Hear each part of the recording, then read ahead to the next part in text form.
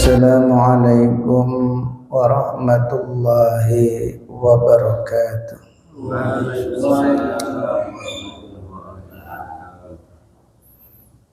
Nahmaduhu wa nusalli wa nusallimu ala rasulihil karim. Allahumma la ilma lana illa ma 'allamtana innaka anta 'alamul ghuyub. Rabbi shrah li sadri wa yassir li amri wahlul 'uqdatam min lisani yafqahu qawli. Jamaah salat subuh yang sama-sama dirahmati oleh Allah Subhanahu wa ta'ala. Bersyukur kita sebelumnya kepada Allah Subhanahu wa ta'ala. Alhamdulillah, berkat rahmat, hidayah serta inayahnya kita telah dimudahkan oleh Allah untuk sama-sama melaksanakan sholat subuh dengan berjamaah. Mudah-mudahan sholat subuh kita diterima oleh Allah Subhanahu wa ta'ala. Amin ya rabbal alamin. Hadirin yang dimuliakan oleh Allah Subhanahu wa ta'ala, sejenak kita mendengarkan nasihat makalah yang ke-20 berapa? 22. Al-Fatihah. A'udzu billahi minasyaitonir rajim. Bismillahirrahmanirrahim.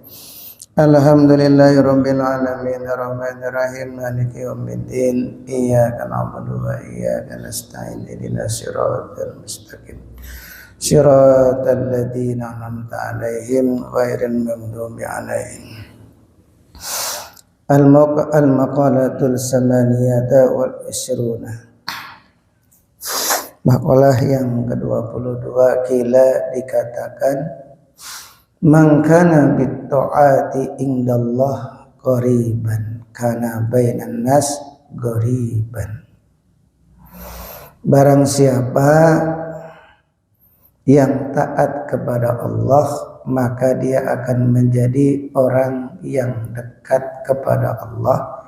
Kana bainan nas qariban, akan tetapi akan menjadi asing bagi manusia. Tentunya di zaman akhir seperti ini, orang yang dekat dengan Allah, semakin taat kepada Allah, itu akan semakin asing di mata manusia. Sholat berjamaah 5 waktu, ya karena pada umumnya orang itu jarang yang ke masjid. Ketimbang enggak ke masjid, banyakan yang tidak ke masjidnya. Maka orang yang rajin ke masjid itu di mata manusia dianggap asing. Maka kata Imam Nawawi, manista'nasa bistighali ta'atillahi ta'ala sar mustawkhisan anin nas. Maka orang yang merasa nyaman dengan sibuk taat kepada Allah, sar mustawkhisan, maka ia akan menjadi orang yang terasing dari manusia. Ya bagi orang tuh ya merasa asing, tapi bagi orang yang taat kepada Allah ya merasa tenang. Di mata orang itu aneh, orang kok kerjanya di masjid aja, apa nggak punya keluarga itu orang. Ya, jadi rajin ke masjid itu dianggap aneh. Kecuali orang yang main Kira-kira main apa? Main game. Main game itu ya orang sudah umum ya. Banyak orang lalai ya dianggap itu biasa. Tapi orang yang rajin ke masjid, orang yang banyak waktunya untuk masjid itu dianggap asing. Yaitu di mata orang dianggap aneh. Tapi padahal ya orang yang taat itu merasakan ketenangan yang tidak bisa dirasakan oleh orang yang tidak taat kepada Allah.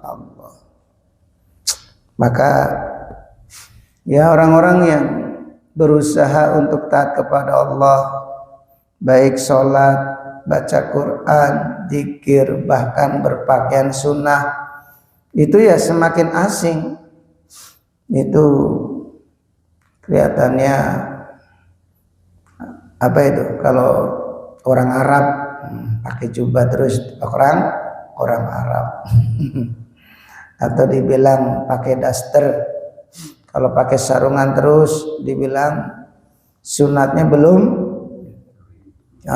kering.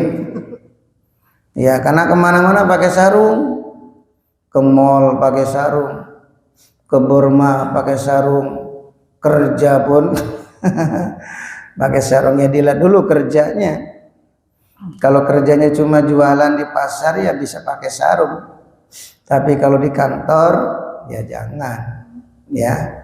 Kalau sudah peraturnya pakai celana ya pakai celana. Tapi kecuali kalau istilahnya toko sendiri, nah kita pakai sarung nggak apa-apa.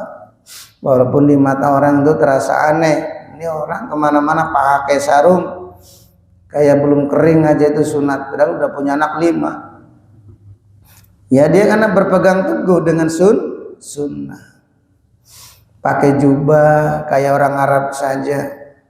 Ya di mata orang tuh memang terasa asing. Padahal orang yang menggunakannya merasa tenang, tenang. Karena agama ini kalau diamalkan untuk mendatangkan kebahagiaan, untuk mendatangkan ketenangan. Jadi tenang bahagia itu kalau orang mengamalkan agama. Maka orang itu dilihat yang rajin ibadah itu kelihatannya bahagia, tenang ya. Punya duit nggak punya duit ya karena wajah tuh senyum terus. Ya, betul nggak? Bahkan di ta'lim pun bisa tidur itu, masya Allah. Itu karena mendapatkan sakinah, namanya ketenangan. Allahu Akbar. Sampai dalam ta'lim pun bisa tidur, namanya sakinah, ketenangan. Dengar tuh adem rasanya, saking ademnya tuh bisa enak tidur. Nah ini namanya ketenangan yang tidak bisa didapat oleh semua orang, hanya orang-orang yang mengamalkan agama. Makannya enak, tidurnya nyenyak. Coba yang itikaf nih, tadi malam tahu-tahu bangun sudah menjelang subuh. Berapa jam tidur nggak terasa. Betul nggak? Berapa banyak orang yang sulit tidur. Itu barokah amal agama, barokah amal agama. Tapi ya di mata orang tuh asing. Kayak orang nggak punya keluarga, nggak punya kerjaan di masjid aja. Ya dianggap itu asing. Padahal ya orang yang ibadah itu merasakan ketenangan. Maka diantaranya itu ala dzikrillah tatmain. Hanya ingat kepada Allah, hati itu menjadi tenang. Artinya orang yang banyak mengingat Allah, yaitu dengan semakin memperbanyak ibadah kepada Allah, hati itu akan semakin tenang. Ya kalau orang-orang kaya itu kan mencari kesenangan, ketenangan itu dengan jalan-jalan. Kemana itu? Ke luar negeri. Terus kalau yang uangnya pas-pasan ya paling ke Cibidai. Kemana itu? Bukan Lui Panjang, apa namanya? Kawah Putih. Kawah Putih.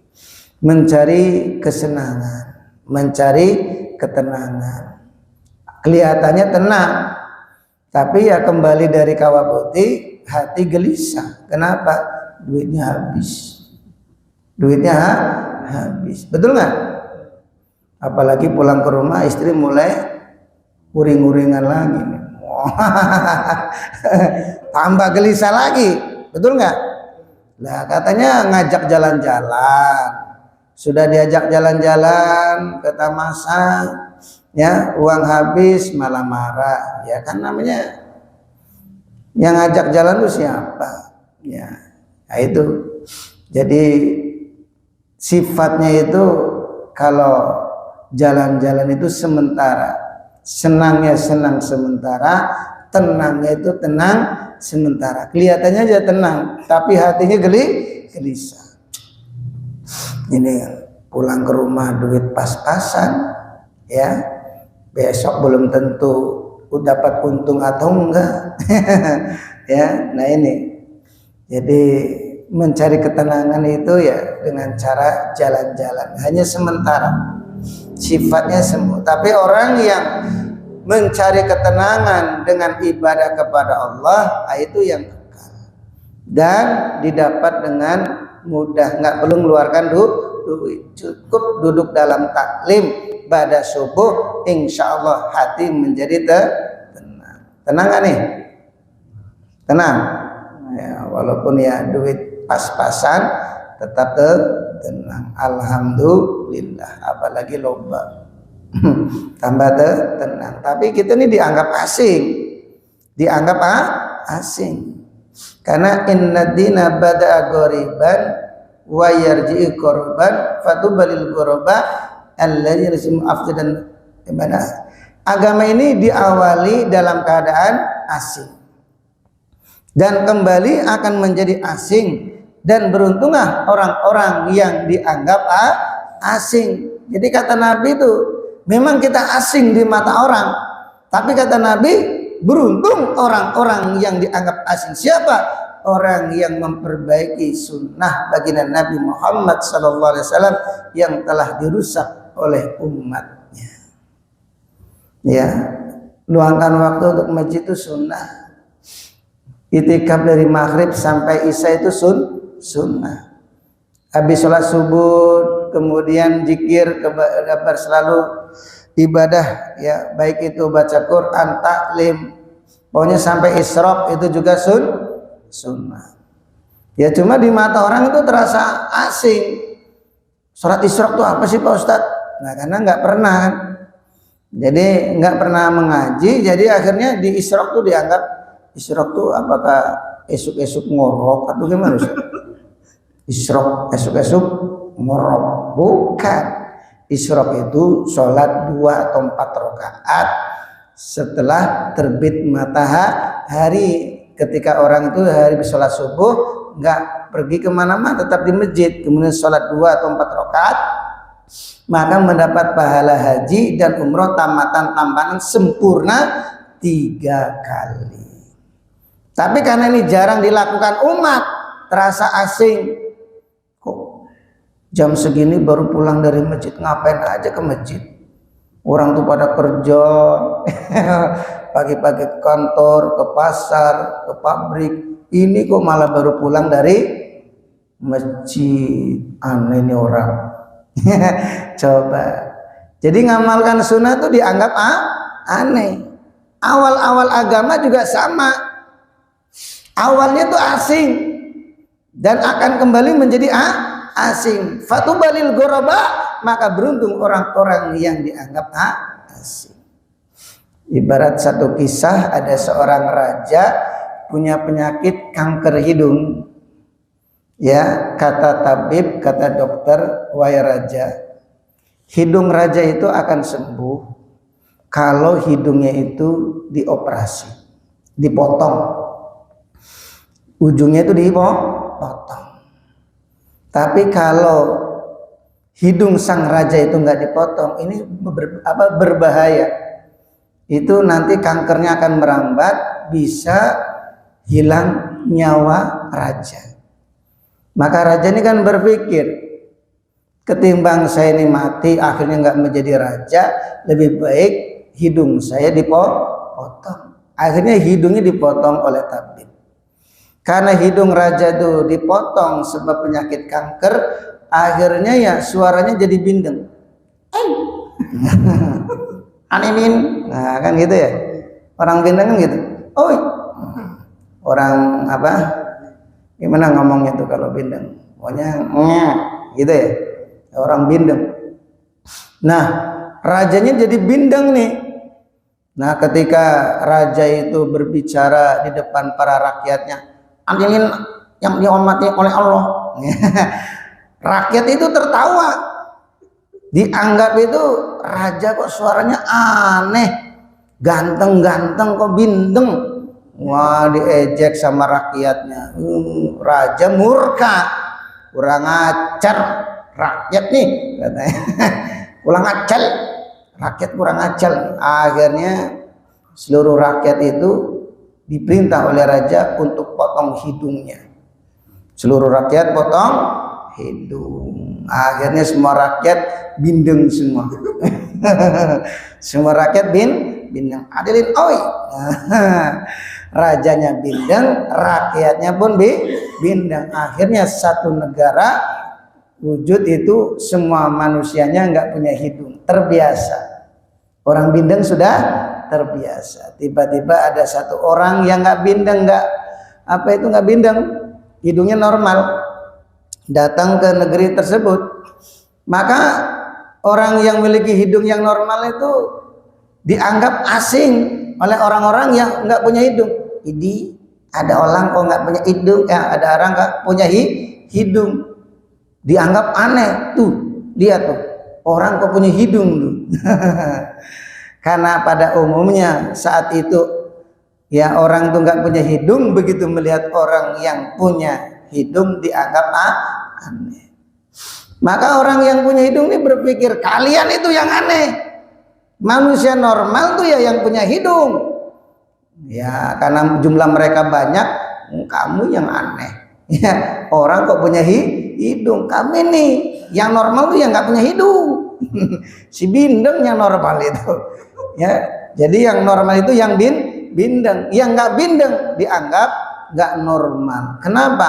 Karena satu negara, satu energi semuanya bindeng. Jadi yang nggak bindeng itu dianggap aneh. Jadi yang punya hidung tuh dianggap aneh. Inilah gambaran agama kata ulama. Ya, gambaran agama. Padahal ya yang normal ya itu yang mengamalkan agama. Dulu para sahabat meluangkan waktu untuk masjid itu 8 jam. Berapa? 8 jam. Dalam kitab Haidus Sahabat itu 8 jam. Apakah mereka nggak kerja? Kerja.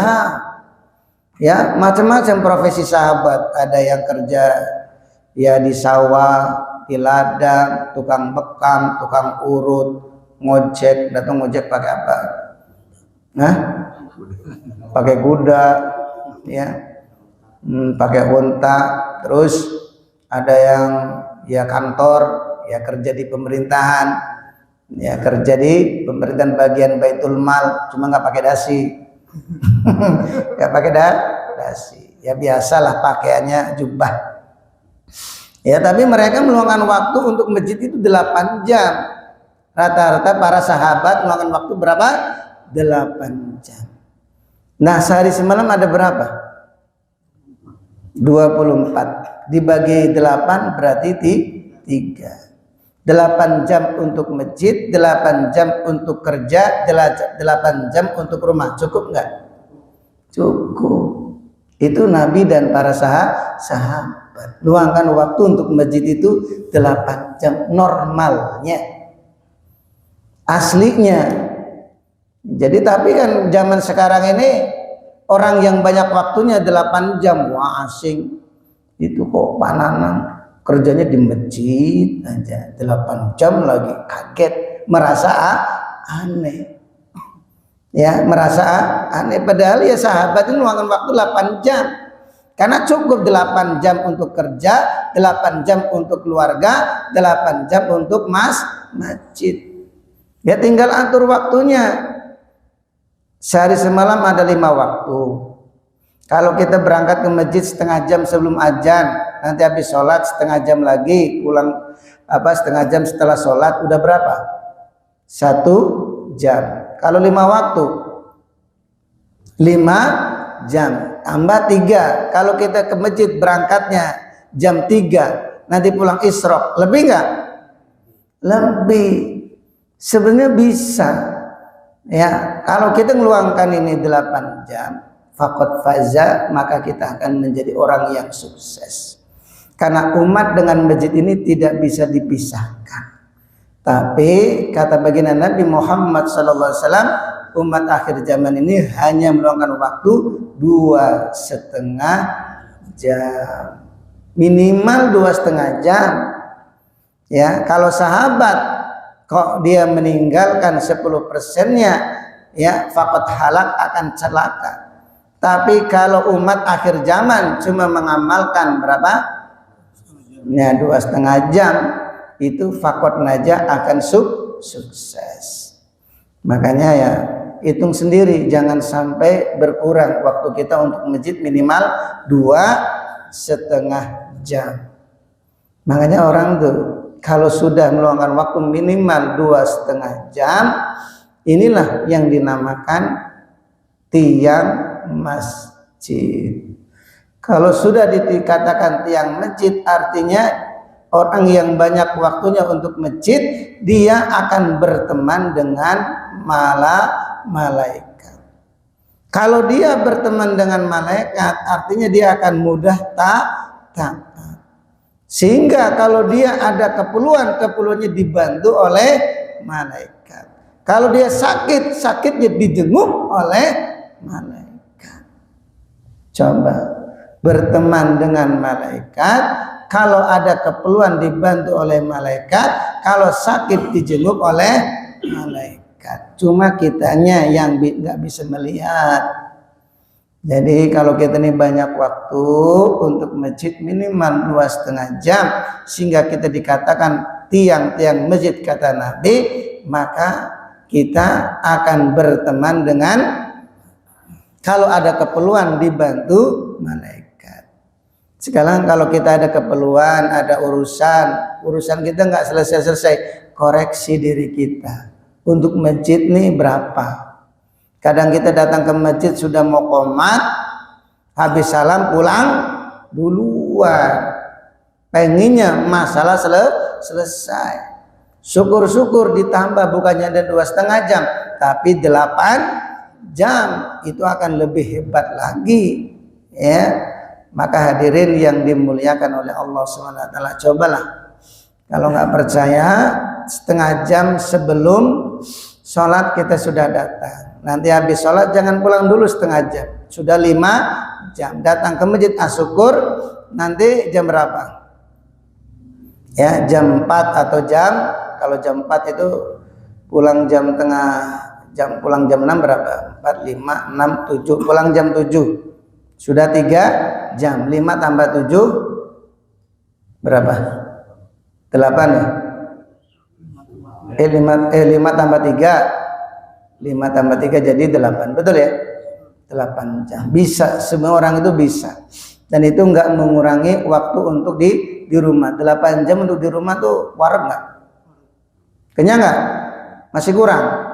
Apalagi udah tua, kok masih ingin bercumbu rayu. 8 jam udah cukup. Ya Pak Ukar? Ya udah cukup. 8 jam tuh waktu yang lama. Apalagi kalau kerja, apalagi kita nggak kerja, berarti waktu nggak kerja untuk di rumah. Udah berapa? 16 jam. Jadi kalau 16 jam, jadi 8 jamnya untuk masjid, sedikit sebenarnya. Betul nggak? Apalagi kayak Haji Mon itu kan cuma duduk aja. Ya hitung-hitung di rumah itu. Tinggal luang-luangkan waktu 8 jam. Bagaimana kira-kira? Siap nggak? Insyaallah ya. Supaya kita nih hidup tuh diberkahi oleh Allah. Karena umat ini dengan masjid tidak bisa dipisahkan. Seperti ikan dengan air. Ikan kok coba-coba keluar daripada air, itu namanya ikan mau mampus. Mampus. Kok ikan keluar dari air merasa iri dengan manusia? Buset deh, manusia bisa main sepak bola.